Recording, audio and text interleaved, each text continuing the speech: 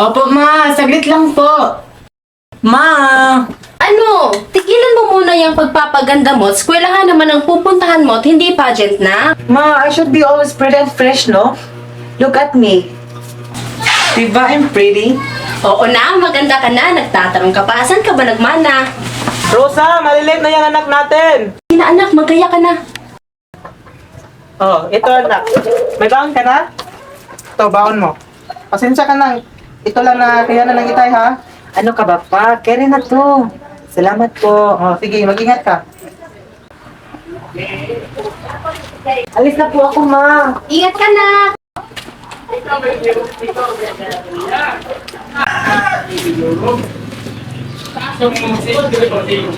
Oy, Salvaro! May money na may money.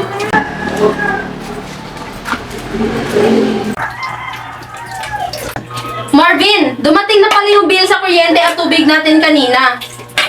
Paano ba yan, Rosa? Sa susunod pa na linggo yung sahod namin. Siguradong kukulangin yung pambayad ng tubig at kuryente. Ano ka ba, Marvin? Kaya natin to. Maliit na problema lang to. Naku, Rosa, ang laki naman ito. O siya, sige, hahanap ako ng racket bukas. Hayaan mo, bukas magtitinda ako, lalong may nakita ako sa Facebook kanina na dessert at alam kong papatok ito lalo na sa mga kabataan. O siya, halika na't mananghalian na tayo.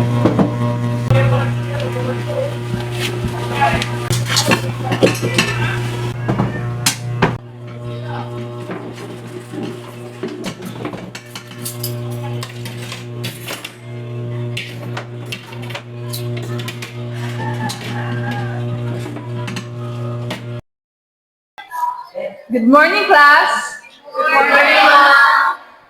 So, who can give me a recap on what we discussed last meeting? Anyone? Me, ma'am. Sige, Mary. Ay, Mark pala. Ay, gusto ko yun, ma'am. Merry Christmas! Okay, so, what we've discussed last meeting was all about skeletal system. The skeleton subdivided into major division. And I thank you. That was a concise recap, Mary. Thank you. So I think everything is clear. Class, grab 1/4. We will have English. Okay, class. Number 1. What is the primary function of skeletal system? Okay, class. Papers up. Exchange your paper with your seatmates. So lahat na exchange na? Sige, number 1. Sige, yan.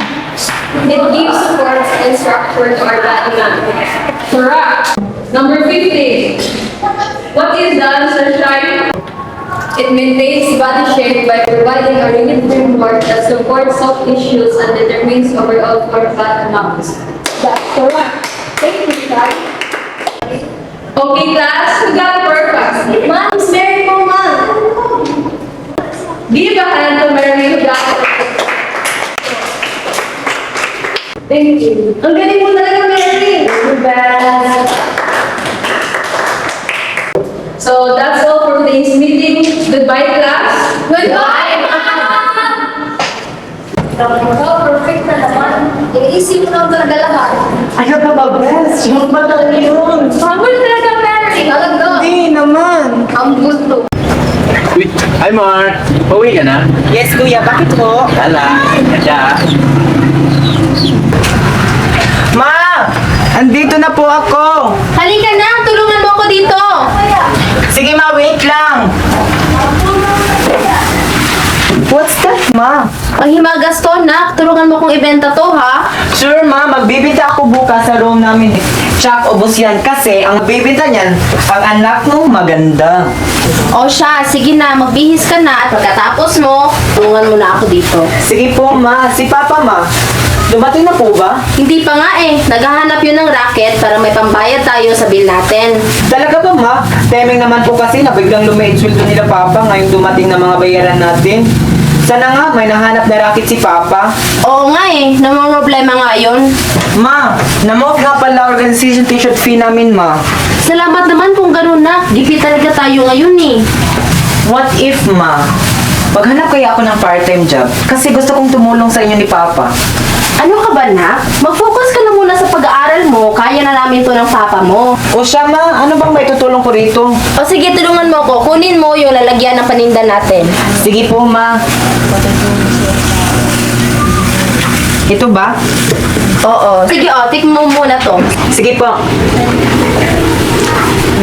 Ang sarap! Perfect ang lasa! Gustong gusto ko to! Rosa! Ano pa yung papa mo? Pa! Ano po? Tislahan mo nga ako ng kape na. Sige po, pa. Ito na ho, pa. Are you okay, pa? Okay lang ako, nak. Napagod lang kakahanap ng racket kasi wala ko nakita.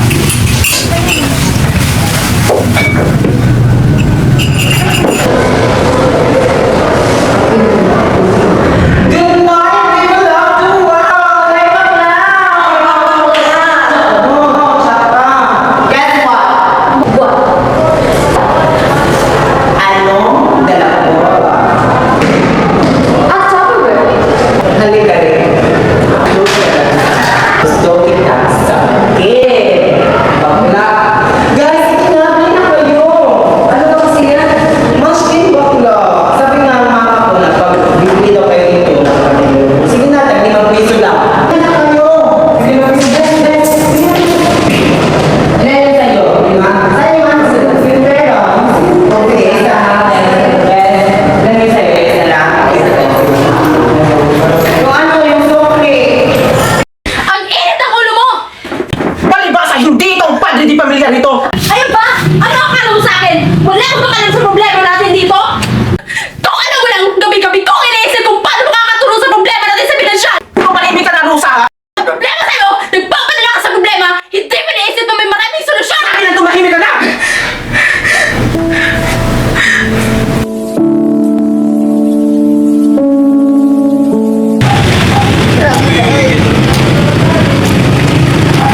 May nakita lang ng bakla sa daan. Pangkilain ko yan.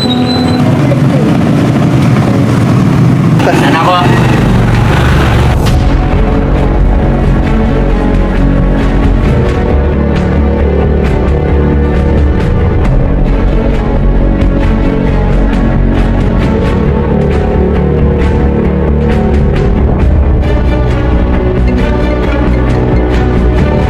Nak, gabi na. Bakit hindi ka pa umuwi? Pauwi na po ako, ma. May tinatapos lang po kami na project. Mag-ingat ka, anak. Sige na, matutulog na ako. Di ko na lang ilalak ang pintuan natin. Huwag ka masyadong magpapagabi, ha? Sige po, ma. Bye-bye.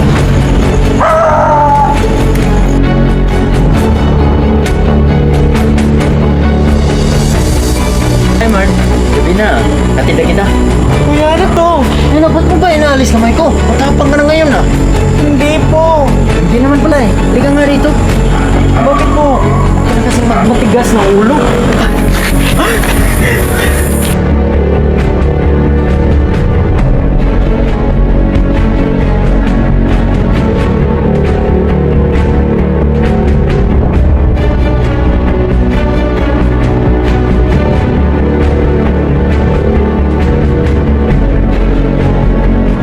Jimmy?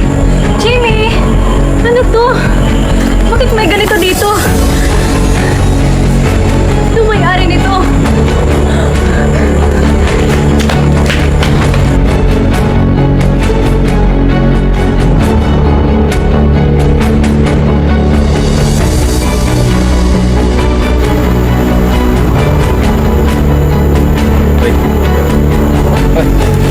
Missing ka na. Missing. Ito, tatandaan mo ha. Huwag na huwag kang magsasabi kahit kanino. Hindi, mapatay kita. Iyang nanay mo. Intindihan mo? Paliwanag lang.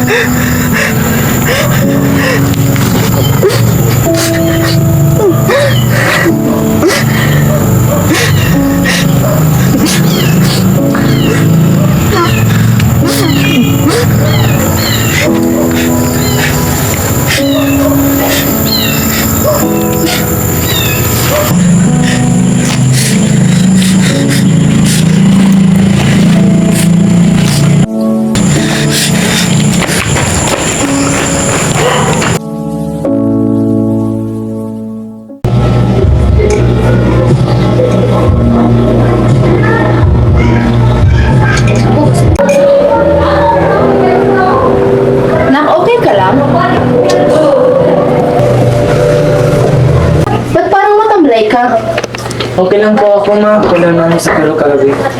Ano nga palang project ginawa nyo kagabi? Bakit ang tagal mong nakauwi? Po? Anong project po? Mga papers po yun, ma'am. Tinapos lang po namin kaagad kagabi bago mag-deadline. Sige. Huwag mo rin kalimutan magpahinga na ha. O siya, sige at malilate ka na. Sige po, ma'am. Dito na po ako, ma'am. Sige, mag-ingat ka na.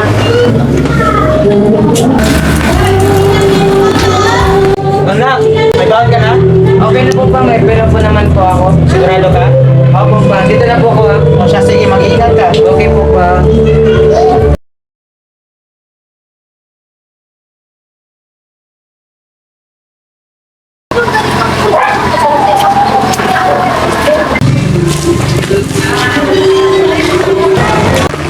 Umuwi ka na, Chichay. Saan ka ba nang galing? May pinili lang po ako, ate. Wala, kay Kuya Mark pala yung bag na yun.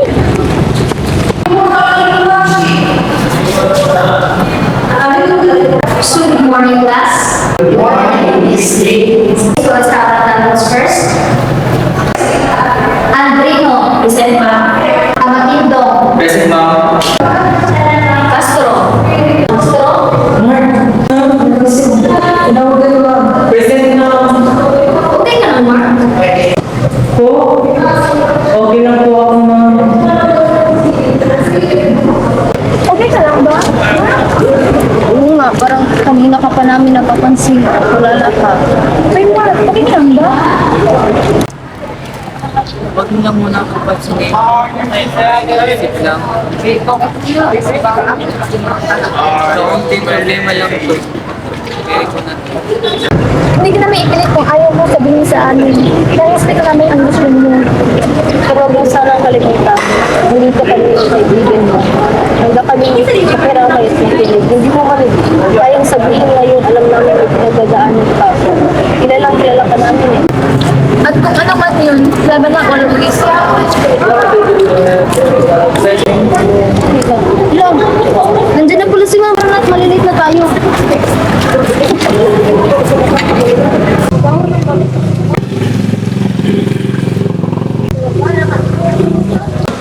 Ate Rosa! Ate Rosa! Chay, bakit? Alam niyo po ba, nakita ko po yung bagay uniform ni Kuya Mark sa daan nakaraang gabi? Ha?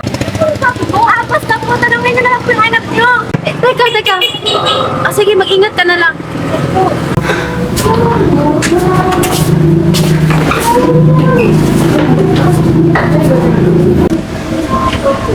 Nandito na po ako.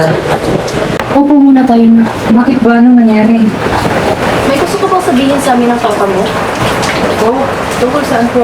Na, talaga bang gumawa kayo ng project nung gabing matagal kang nakauwi?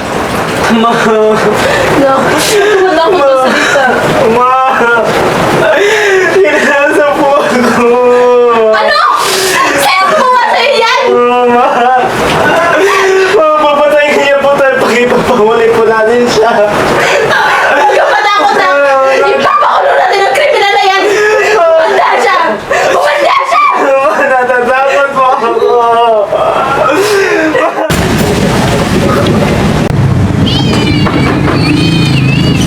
May baka ka naman na ganyan. Oh, bakit? Iwanan kami para sa'yo. Stop! Taas mo pa. You're under arrest for alleged sexual assault of a college student. You have the right to remain silent and anything you say will be used against you in the court of law. You have a right to an attorney and if you cannot afford one will be assigned to you.